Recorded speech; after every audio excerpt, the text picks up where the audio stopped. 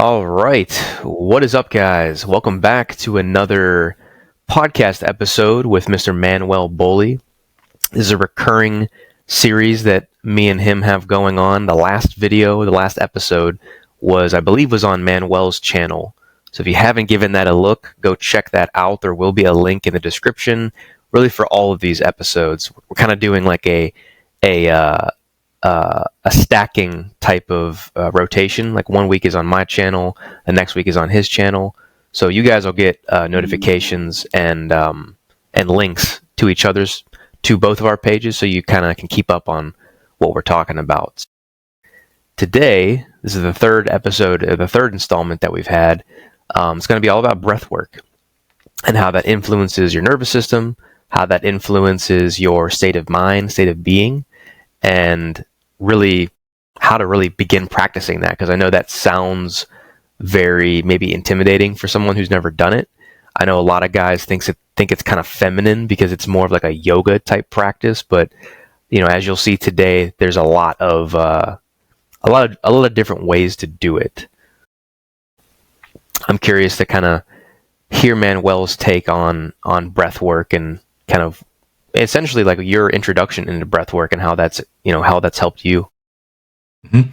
Yeah, so breath work has been actually something that I had a little bit of a difficult time getting into for various reasons. Like you said, it's often associated with a more feminine approach to personal development. And I think the messaging also doesn't help a lot of the times, like, because when you look at certain influencers and their appearance and their messaging, that will impact the type of person that resonates with.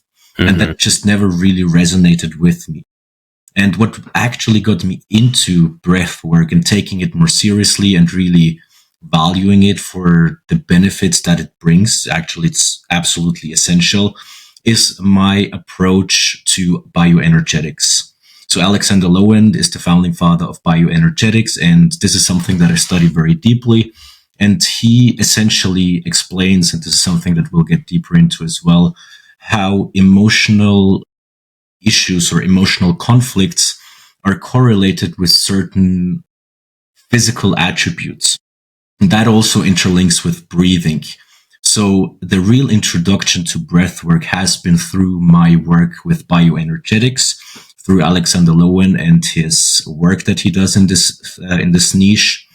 And through that awareness, I actually just saw, how crucial breathing is, especially because I've been somebody, for example, who always had a shallow breath, so never like really full. And that will cause certain issues, like you being more prone to anxiety if your breathing is shallow and relatively flat. And, through working on my breathing and really, taking the time out of the day, making the breath work and some certain activities that Alexander Lowen shares in his literature, that really helped me a lot with just overall, staying calmer, staying more present, and essentially getting rid of certain emotional tendencies that I had, which I wasn't capable of getting rid before. So breath work, I know it sounds like so intangible. And I know everybody, when he thinks about breath work, he envisions Wim Hof sitting on some ice cube or whatever, but it's really not that, right? It can be much more practical. But I do believe that breath work is essential for anybody who struggles with any emotional issues. Yeah, 100% agree with that. And I relate a lot to your story as well. Like, my introduction into breath work was kind of more on not so much the emotional side of things, but more the mental side of things. Because I'm a chronic overthinker. And a lot of times I have a racing mind. I'll just it'll keep me up at night. It'll distract me, which does influence how I feel. But a lot of my stuff was very heady for me. And when I got introduced into breathwork, it was actually through a coaching program. And I think it was the first thing that I ever did. It was like a certification program to actually become a coach. And that was the first time I've ever done any kind of breathwork before. Because we started out every session before the class started, we'd sit there and we'd meditate. Not in the new agey sense where we're all sitting in a circle and with crystals and stuff like that. I know some people think that's what breathwork entails, but we literally just sat there, closed our eyes, and took like 10 intentional strong breaths. And I remember feeling back then a crazy sense of calm and a crazy sense of like peace and groundedness after I did it. And that was probably back in 2018, 2019. So ever since, I just made it a habit. Like every morning I would go outside, just really focus on my breathing, really take my time, because that's a huge thing for me. Was like I felt like I was always in a rush, like I was always kind of doing things to get it done, or I had a lot of thoughts about something, so I wanted to make sure that it was a certain way, that I had that perfectionism. And honestly, the breath work really helped me just slow a lot of things down.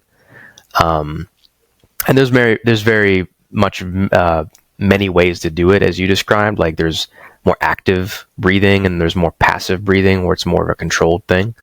But yeah, I think any kind of introduction into breath work, especially for men, I think it's super important.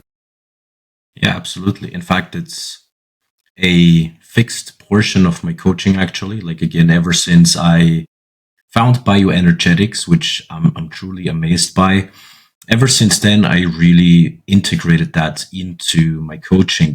Mm-hmm. Like you said, it doesn't need to be in form of yoga, let's put it that way. I mean, there are certain exercises that will include certain body movements. For example, something that I like to do it's called the bow and arch in bioenergetics. This is where you put your body into a position of stress. So by basically straining it, and then you focus on the breathing, right? And that will just help you to breathe deeply, even when your body is under stress. Of course, you're putting your body, in this example, under physical stress, but this exercise will also help you just to deal with the emotional stress as well. So absolutely beneficial for anybody who wants to work on himself, actually, and get deeper into personal development. I think at some point you will get into breath work because it's just so extremely beneficial. And like I said, it is tied to certain emotional states, right? So maybe some people know these expressions, but there is the sympathetic and the parasympathetic nervous system.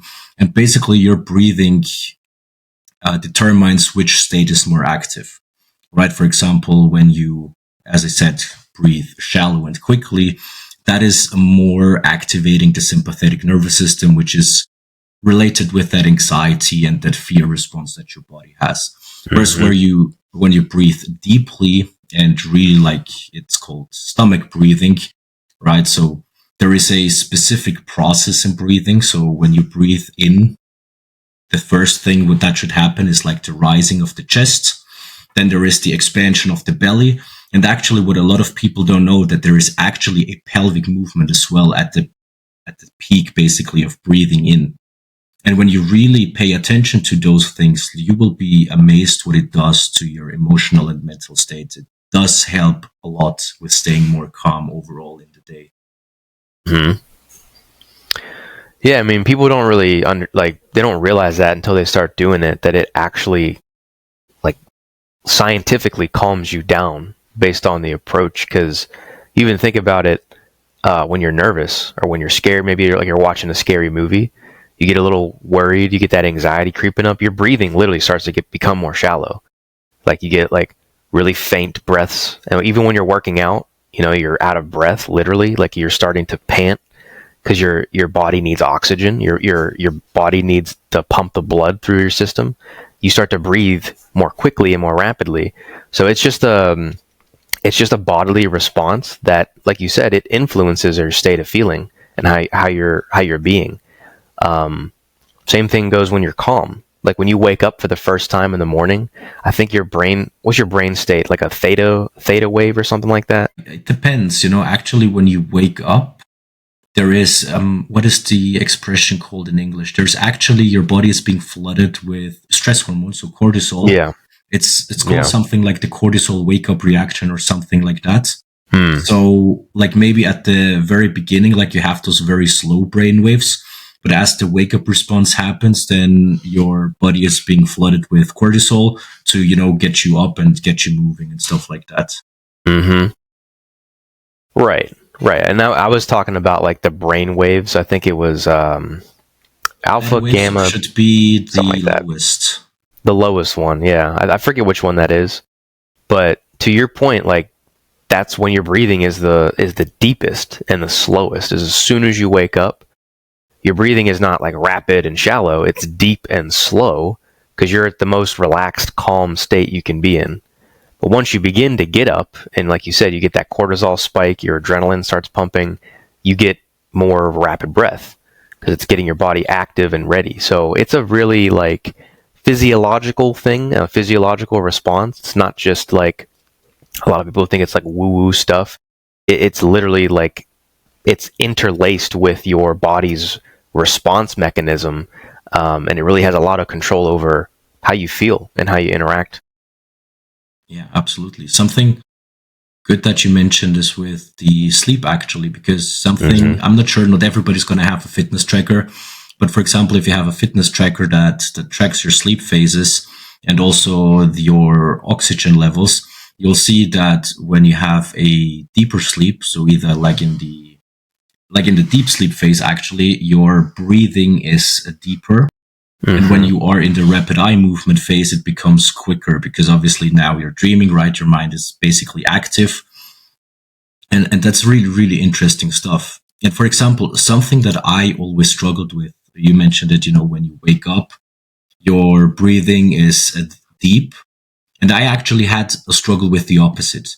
When I was waking up, my first response was actually, I would describe it the best. It's like you've been under the water and you're gasping for air. It's like, and that was because I was struggling with extreme anxiety. And, I speak a lot about the anxious achiever.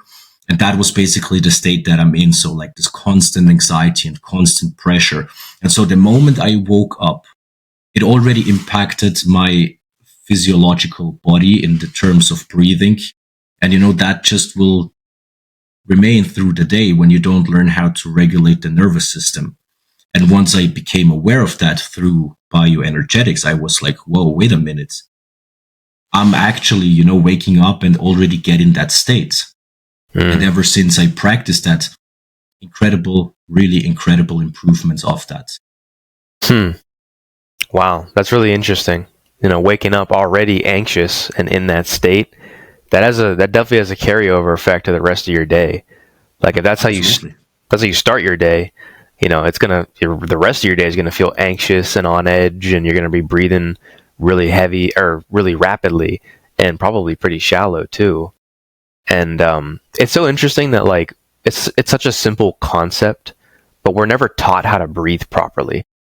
Like you just, it's funny that we think it's a normal thing. Like, oh, breathing. It's like, they say the expression, oh, it'll be like breathing. It's like, well, most people don't even know how to breathe. Like they think breathing is just like a normal process, but there's a really optimal way to do it, and there's a very non-optimal way to do it. And unfortunately, most people just don't know how to get their breath to work for them.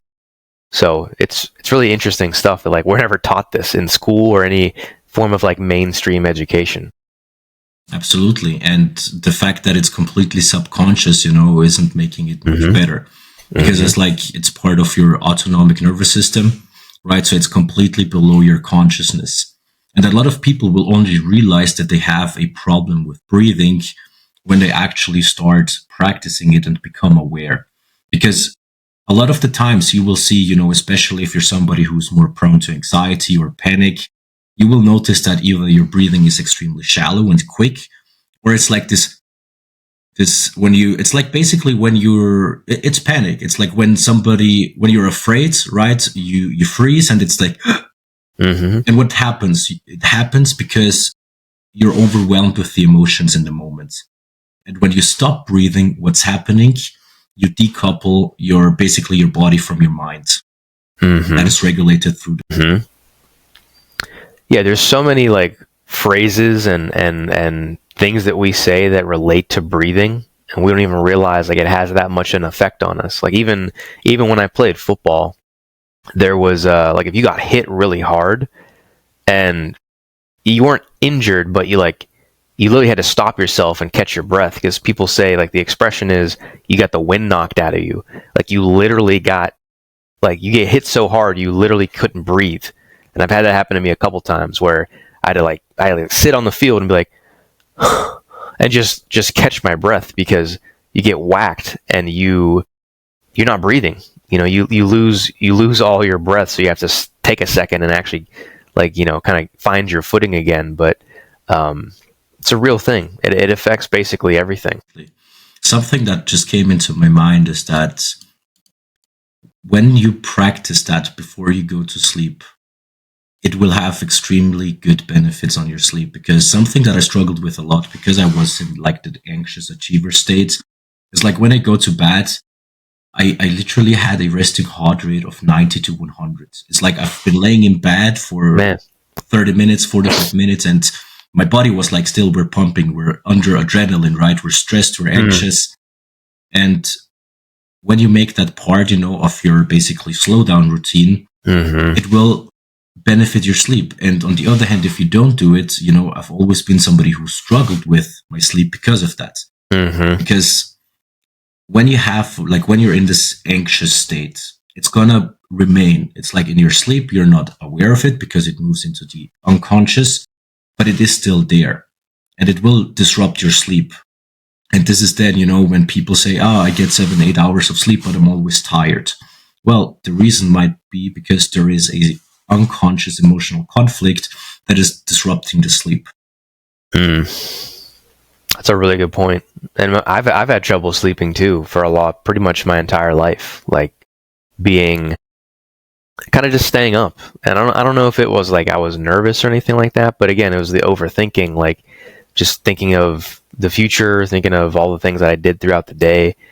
Sometimes I still get like that. It'll like take me maybe a good 30 minutes to 40 minutes until I actually fall asleep in bed. Like I'm just laying there. But I know a lot of guys have that issue, is just not actually getting to bed, but actually falling asleep. And if you're in an anxious state and you're worried about stuff, you're not centered and calm, you're not going to fall asleep. Like your body needs to be rested and completely calm before you fall asleep. So it's a really important thing. Yeah, and what do the vast majority do when they can't sleep, right? They start distracting themselves. TV, phones, blue light exposure, even more stress, because, like, let's be honest, Instagram and stuff like that really reinforces negative emotions. It does. Like, even if your feed is somewhat okay, bad news will reach you. Something that will annoy you, make you angry, make you anxious will reach you. Right? And it's actually very interesting how many clients I had that said, okay, I struggle with sleeping in. I always stay up late, and, when I can't sleep, I go to my phone, and then the next day is trash because, obviously sleep impacts emotional regulation. And it's like this loop people get into, and it can be very easily solved. For me, it's easier because I'm married, and, the last hour of the day, hour and a half I spend with my wife. So it's without phones and stuff like that, with no stimulation. But for example, people who are single, something that I did is like a cool off routine, basically. It's like the last 60 to 90 minutes, you have a strict no screen rule, basically. So no TV, no computer, no phone. You can read, or you can pray, or you can meditate, but you use that time to actually cool down, basically, and relax. And that helps a lot. That gets you from a state of, I can't sleep in, I have struggle sleeping in, to you fall asleep very easily, because you actually allow your mind to decouple, and you can integrate breathwork into it. It's like, I don't have the time for breathwork. Well, you're not on your phone the last 60 minutes of the day, so you can spend 15 minutes doing a little bit of breathwork. 100% agreed. And that's important to know too, is like breathwork doesn't take the majority of your day. Like you could spend 10 minutes, 15 minutes, even 5 minutes just to get started. And that'll do wonders for you in terms of like getting yourself calm and getting your nervous system regulated. And a lot of guys get intimidated by it because they think, well, how long is this going to take? How often do I have to do this? It's like, dude, 5 minutes a day, not even. Like 10 minutes a day, 5 minutes a day. It's not the length of time that matters. It's just the consistency that matters. And for me, that was a big thing that I had to learn, because I thought, oh, do I have to do like 2 hours and next week do another hour? It's like I just split it up each day, because the repetition is more important than the long session that you have. Now, that's important too. I think once you become more advanced and you can go longer, like doing like a 30-minute, 40-minute, even an hour straight meditation or breath work exercise, you're going to feel, I mean, you're going to feel absolutely ridiculous. You're going to feel like you could float. Honestly, it's kind of a crazy feeling. If you've never done it, work your way up to it. You'll know what I'm talking about. But even something small, like just starting somewhere, is better than not doing it at all. Absolutely. Now, before I would say we get into some breathing techniques, I do want to share something. We talked about this a little bit before the podcast, and for this I have to get up my notes, because I've always been very, very interested in like general, as soon as I got into bioenergetics with the body work and how emotional disorders or mental disorders are correlated with the body. Now, in bioenergetics, there are basically 5 different types, which is the schizoid, the oral, the masochistic, the rigid, and the psychopathic. Those all have different physical attributes that correlate to different emotional issues. Now, I'm not going to get into all of those different types because that would take far too long. But something that I wanted to share, something that I've researched just previously, because, we talked about, hey, we're going to do about breathwork an episode. And I've always been interested in, okay, how are emotional disorders, mental disorders reflected in sexuality? And it is very often a topic. I work with men who struggle with pornography and masturbation, who struggle with, premature ejaculation. And here too, we do some breath work, because breathing regulates excitement, basically. And there was an article many, many years ago that kind of stayed in my head, which is actually very, very sad. This has been about a man who was visiting I believe the right term in English is dominatrix. And he was into what's known as asphyxiation, so breath control. And unfortunately, he died in that act. And ever since, I was wondering, okay, but why do people do this, right? I mean, obviously, we know certain emotional disorders, or if you've, for example, been in an abusive home, that will change your behavior in relationships as well. So it's well known that, for example, if you're getting abused at home, you're more likely to seek an abusive relationship.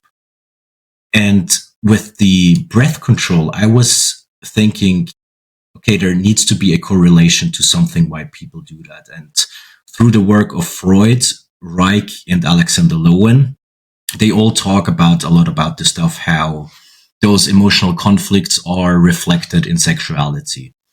And I've did a little bit of research just lately to prepare myself for this podcast. And there are 3 things actually that lead to this. And one thing I've had from Alexander Lowen, who was describing a process of breathing that is related to the curve of excitement during sex, right? So from the point of foreplay to the actual orgasm, how breathing is regulated, the movements of the body and stuff like that.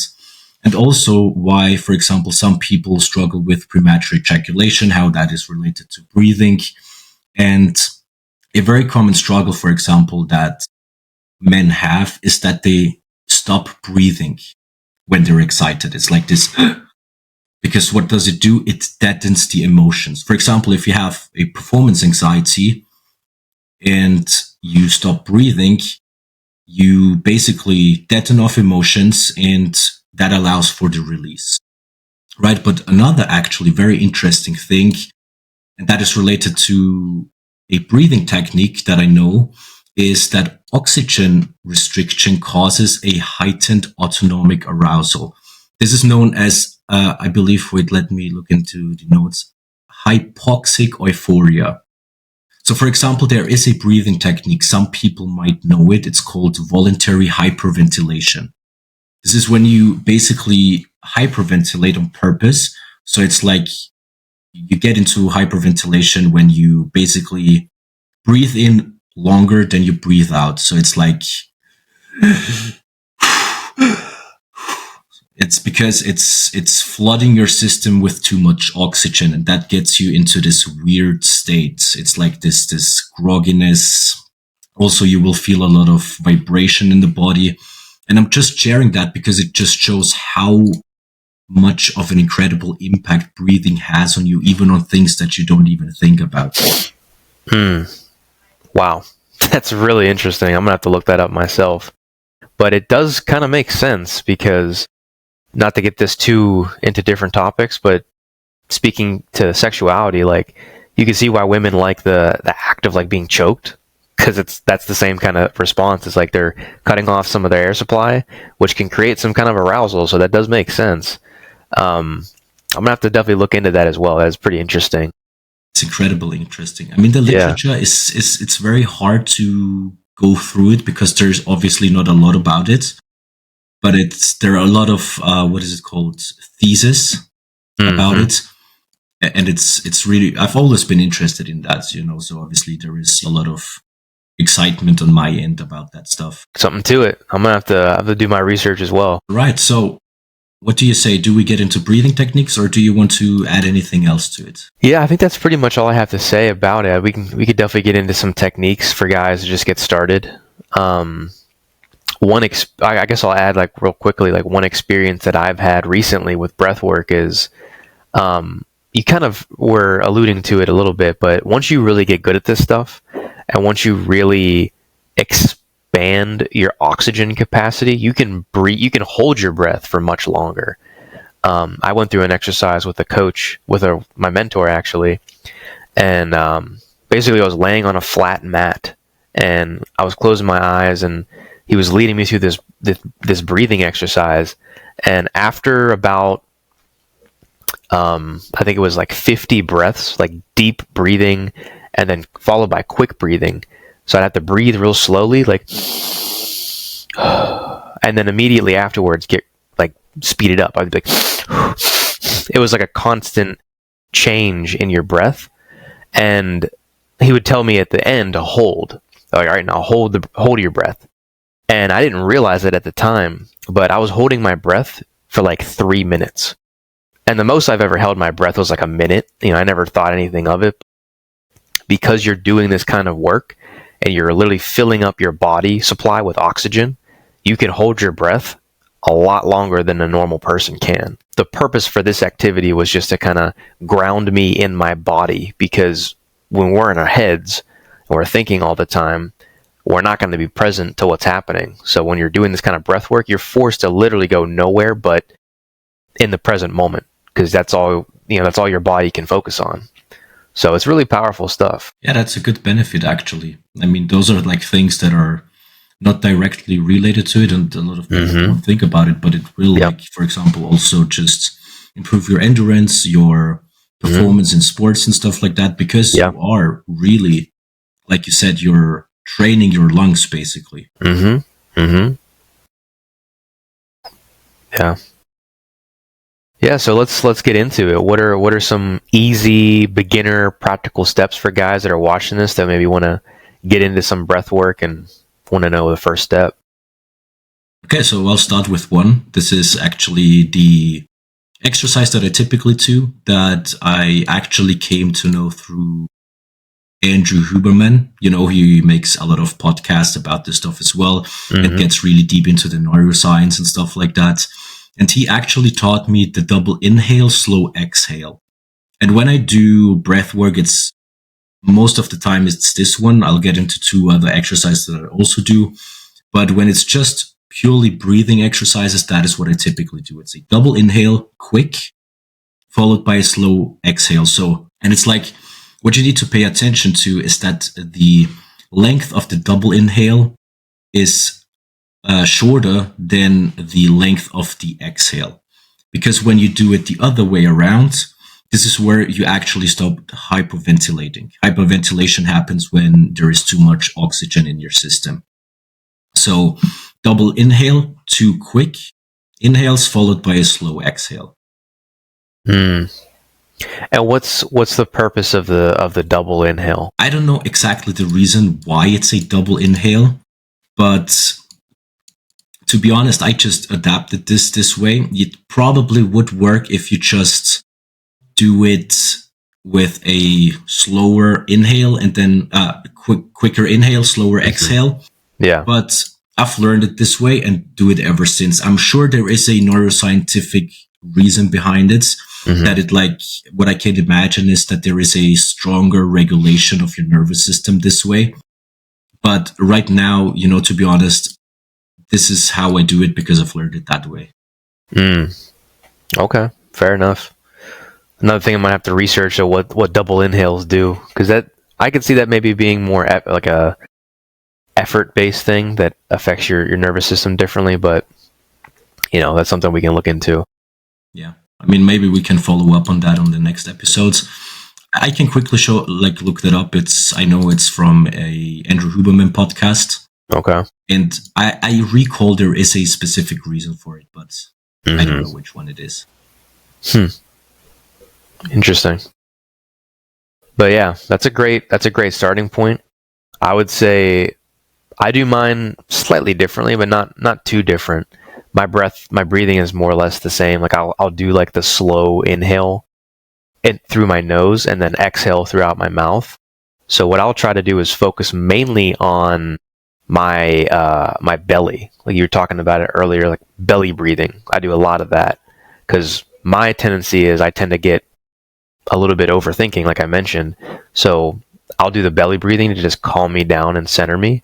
So I'll focus on like inflating my belly as large as I can get, not my chest, because a lot of times this is how you know you're doing it improperly, is when you breathe, if your chest expands first, then you're holding a lot of breathing in really the wrong places. You want to be expanding from your diaphragm first, not from your chest, because you're not going to get as deep of a breath if you're starting up here. So you want to start and really focus on like expanding your belly, almost like you're filling up a balloon. And once that's full, release through your mouth, and then just almost like a sigh, you just let it out, and you should like feel it as it leaves your body. And then you just repeat that process I do rounds of like 10, like a good 10 breaths or so. You could do it for time, but I typically just, it's not a process you want to speed up. So I want to take my time and just feel myself getting calmer and centered. I also tend to set the scene. So going out, I think the best place to do it is outside if you can, if the weather permits, like go outside, get away from people, no screens, no phones. It's a process where you're literally putting your whole body in an environment that allows you to be calm. But another great place is like your bedroom or something, like with nobody around. The idea is you don't want to be distracted. If you close your eyes, that's also a great place because you could just like kind of focus on your thoughts and get those to calm down too, because your mind's going to be, if you've never done this before, your mind's going to start racing. So it's just a practice of like letting all those thoughts go and just really focusing on the breathing. Yeah, it's good that you mentioned that with especially the chest, because that's what's something I struggled always with. It's like my breathing would be basically kind of here. It's like it's the typical chest breathing that people have when they struggle with anxiety. It's like it's only here, and you don't really expand the belly. And when you really pay attention to that, that does really, really good for your emotional. Now, there are two other things, two exercises that are not exactly breathing exercises that I would like to share. It's more from bioenergetics. Like bioenergetics is a lot about grounding and a lot about breathing.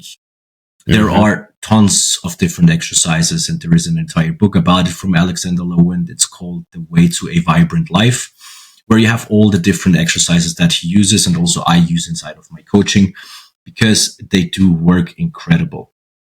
And two exercises that I always implement, I do them myself and I let my clients do them, is the bow and arch. Now, you're best served if you looked it up on YouTube, how to perform that, because it's a physical exercise. Mm-hmm. But basically, this is what I explained with you're putting your body under stress. So just to give you a quick demonstration, if you watch it on YouTube and not just actively listen to it, when you do the bow, you put your hands behind the head and you're leaning back, right? And that way your body is under stress because it's not a natural position. And when you actually then focus on breathing deeply, you will know that it's like your breathing is vibrating. It's like you breathe in and then you breathe out, and it's like this vibration in there because your body is under physical stress. And what it does is, like what I said, it will help you to focus on your breathing in stressful situation, which doesn't only include like physical stress, but also emotional stress. And the other exercise is basically what Tino does with the belly breathing. But when I do that, I just lay on the ground, arms next to the body, and I have my feet rested on the floor and then the knees up. So your feet are angled, right? And that just serves the purpose that you're grounded on the floor and that you have like a strong surface underneath it and that you can move the oxygen freely through your body. And then you just do what Tino said, right? You really focus, you breathe in deeply, you let the chest expand, then you let the belly expand, and then you breathe out. It's a good technique. I'm gonna have to start doing that. I like that. It's called the bow. It's called the bow and release. A bow and arch is the first one, and the other one is just called belly breathing. I know that there is a YouTube video about it. I can maybe just quickly look that up if there is a name for it, because I have it in my notes. Well, I mean, it's actually really just called belly breathing. But the explanation video that I'm using is actually from Elliot Holtz, a very, very great guy in the niche. He's the one who actually got me into bioenergetic. This is where I heard it the first time. And if you want to see the exact exercise, you just look for the video called Breathing Exercise Removes Trapped Emotions. And he'll run you through the process how. Yeah, he actually got me into that stuff as well. Not as deeply as you have gone into it, but I've heard a couple things that he said about it. Seen a few videos where he's like, this is more advanced stuff. He's like slapping himself and getting himself like screaming and doing some crazy stuff. And people like, if you don't know what he's doing, you'd think he's like psychotic because he's just doing some wild stuff. But it really does work. And I'm trying to think of what else I would add to that. It's not quite a breathing exercise, but another in the realm of bioenergetics, it's like kind of like biohacking. It's an activity called grounding, which basically you're going to want to get on a flat surface like on the earth, whether it's, on grass or right in your front yard or something, and really just go barefoot.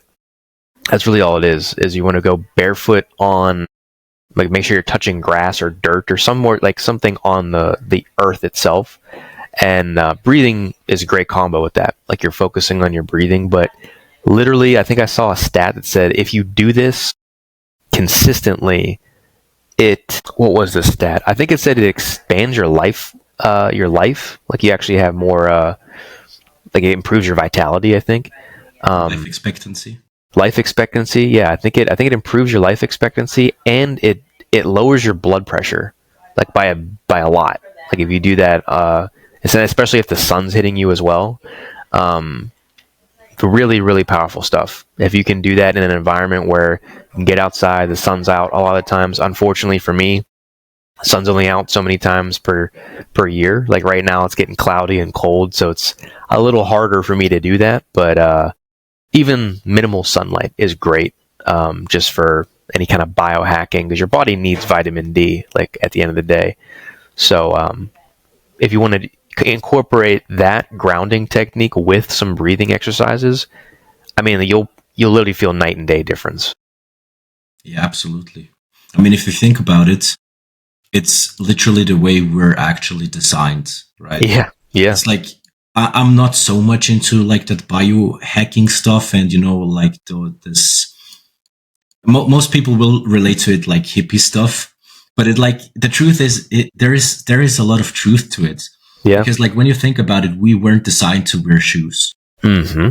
And it's like there is, I'm sure there is an actual physiological response when you do grounding, but I don't know which it is.